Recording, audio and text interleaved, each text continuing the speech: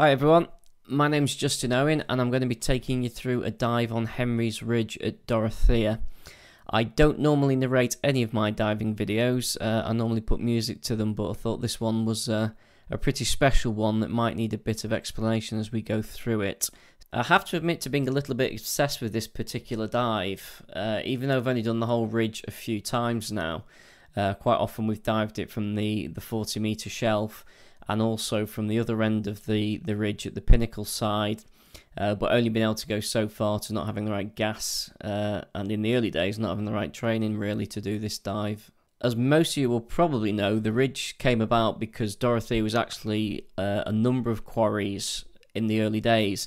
All those quarries started to expand, and they basically left what we now know as Henry's Ridge as a formation between the two main parts of the quarry.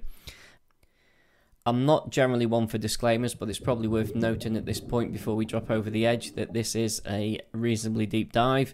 It's around 70 metres at its deepest point on the ridge itself, so it's a mixed gas dive and it does require the appropriate decompression gases as well. You also obviously need to be familiar and comfortable with your kit, and you'll need to be comfortable coping with whatever situations may arise while you're down there. We're diving with twin sets of Trimix, and we've both got stages of decompression gas for the trip back up on the other side. So with that, we will pick up on the 40 metre shelf, and we're just heading over to the small wall at the edge of the 40 metre shelf that I'm sure most of you are already familiar with.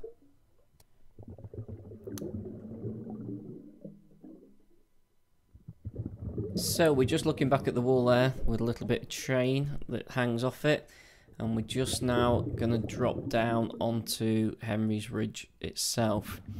A few things I should probably mention here. I'm using a Sony high definition video camera of the old school variety, which is great in some circumstances, but as with most cameras, they're not particularly good when you've got low light, and there is not a huge amount of light down here.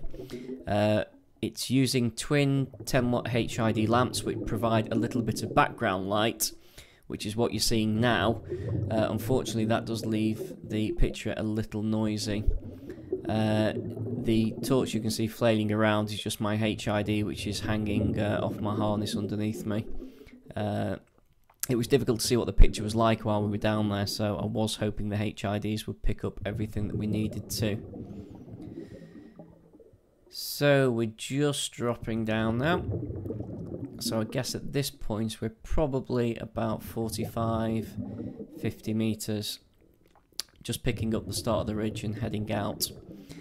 The other slight problem I had is that my camera setup is about 4 kilos negative when it has the lights on it, which leaves you quite head heavy, and if you stop you will start to tip over. So unfortunately for most of this I had to be finning in order to maintain my trim in the water, which caused a few little problems because rather than nicely floating and hovering and getting a lot more detail, it did mean I was moving along as we went. Something to try and address for next time. So we're just on the ridge now. As you can see, I'm on the right hand side of the ridge as we look out towards the Pinnacles.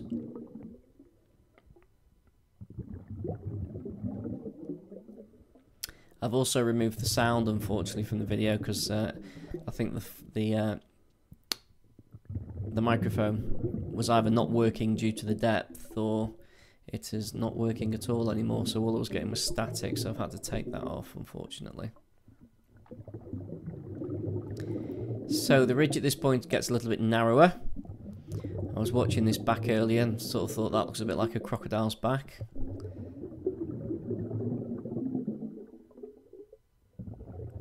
This is one of the lumps, or the bumps if you like, on the ridge.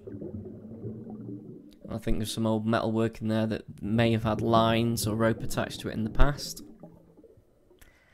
I'm going to try and overlay some of the old photographs and maybe try and pinpoint where we were as well, which isn't as easy as it sounds because I think the ridge has changed a little bit over time since some of those photographs were taken.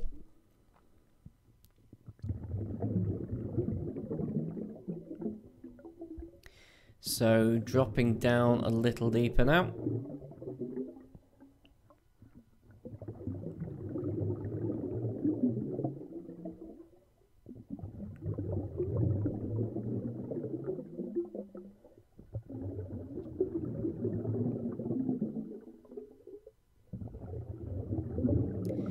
Here's my dive buddy Martin coming into frame.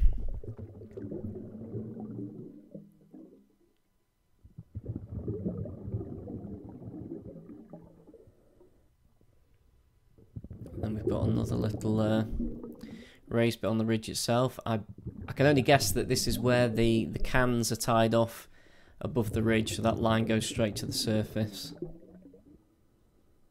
One of our bailout plans, if we needed to get off the ridge, would be to head up those lines.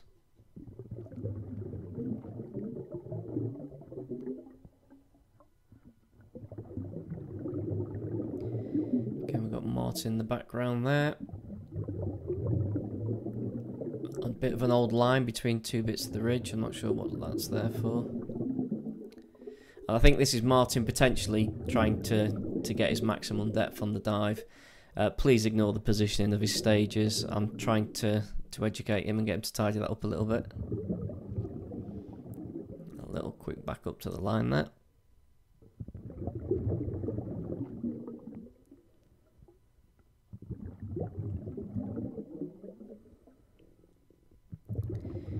So carry on a little bit further.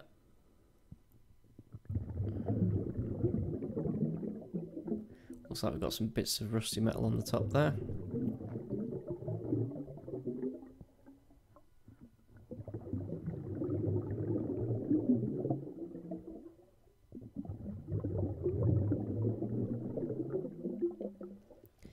And then we've got another little section that drops down a tad.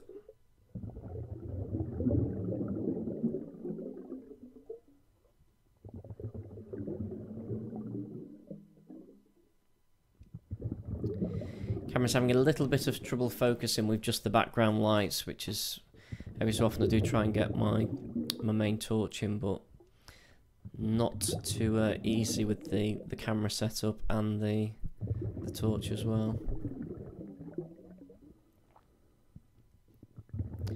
So I'm just popping over the ridge onto the left hand side now.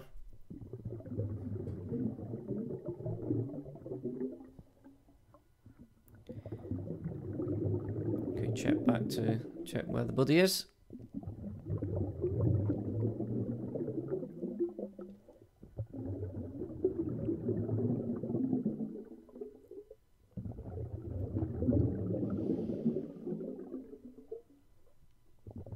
And I think this is the first step up onto the pinnacles. So it's actually not a huge distance between the 40-metre ledge and the start of the pinnacles, to be fair. It's not very far at all.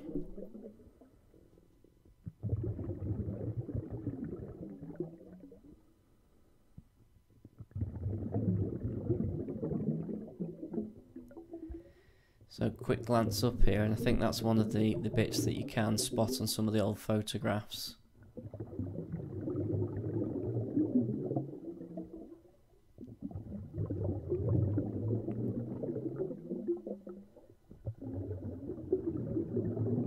So we're essentially already starting to ascend up now.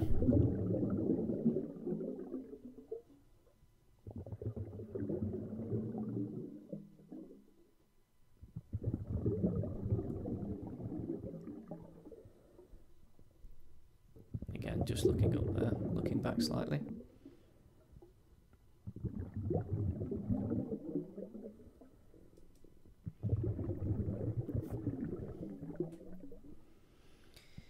Okay, just getting ready for the ascent. At some point around here I did have a slight, I wouldn't say a moment, but the camera's attached with a lanyard and it managed to get quite well wrapped around my inflator hose. So I had to make sure that was sorted out before I started to ascend, and didn't fancy a runaway ascent from 70 metres.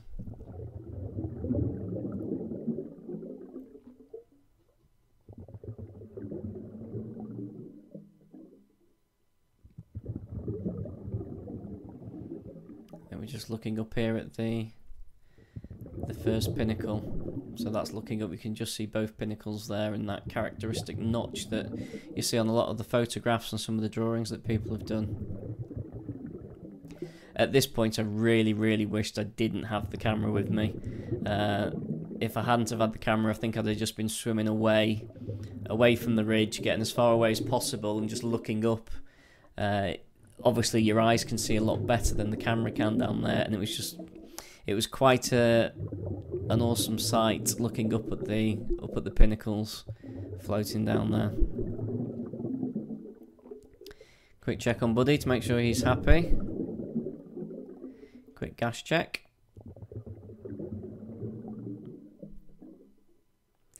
And we're going to start ascending up the first pinnacle.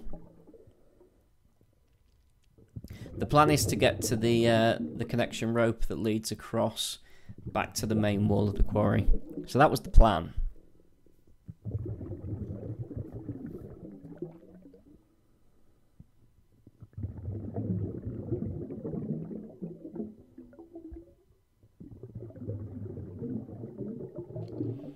Okay, so another quick look at the pinnacle.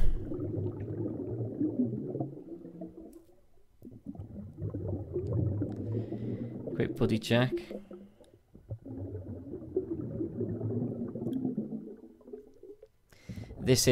I've edited bits and bobs of this, by the way, so we were in fairly close contact for the vast majority of the ridge as we came over.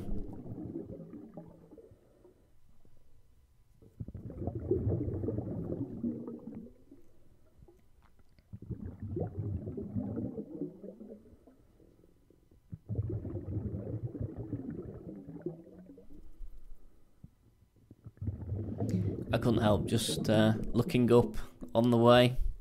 I say it was quite an inspiring sight down there. We were quite lucky that we had obviously really good visit depth that we normally have, but it was quite a light day as well, so we had quite a lot of light shining down.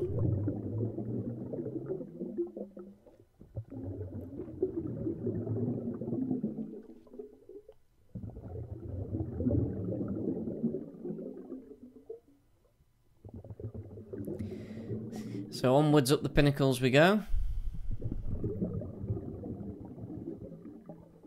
So we dive in 1835 trimix, I think was my final mix that I did this dive on. So what we basically have is two decompression cylinders, one of 32% to get onto fairly soon, and then 80% for decompression from 10 meters upwards. So on the way up here we are doing gas switches, and again I've edited those out because all you'll see is the camera flailing around. You'll notice me signalling my buddy over on the right because he's decided that he wanted to have a little bit of an explore in the bowl on the right hand side of the ridge, so he's now on the quarry wall while I'm still on the pinnacle. So not quite sure why we deviated from the plan there, but we're both diving manifolded twin sets and we're on the ascent now, so it's not a huge issue. He's not actually that far away, but obviously the camera can't pick him up once he gets more than about 7 or 8 meters away. Hi Tony and Peter, I'm guessing you were here sometime this year too.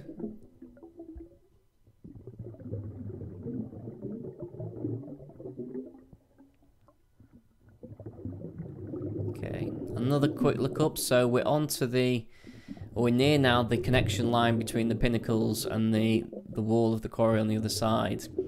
It's here that I noticed that the lens was a bit dirty on the camera, so I had to have a bit of a clean of that to try and get a better picture. And in doing so I twanged some of the silt off the line. So just a quick look up there to the shallower pinnacle, and you can see Martin's bubbles on the right hand side coming up as well.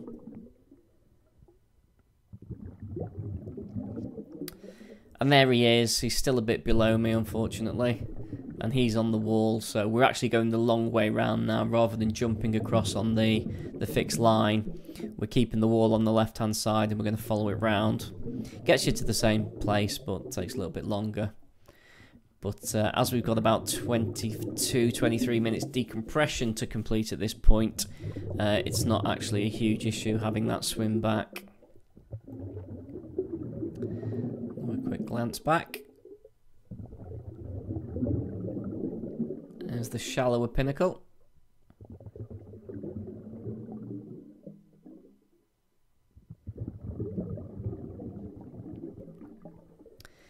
There's Buddy just coming up.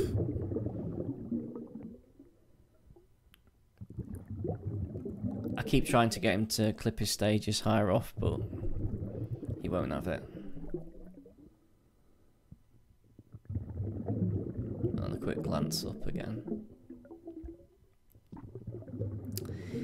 So, what we're going to do now is we're basically keeping the wall on the left hand side, and we're going to follow the wall all the way back to the entry platform.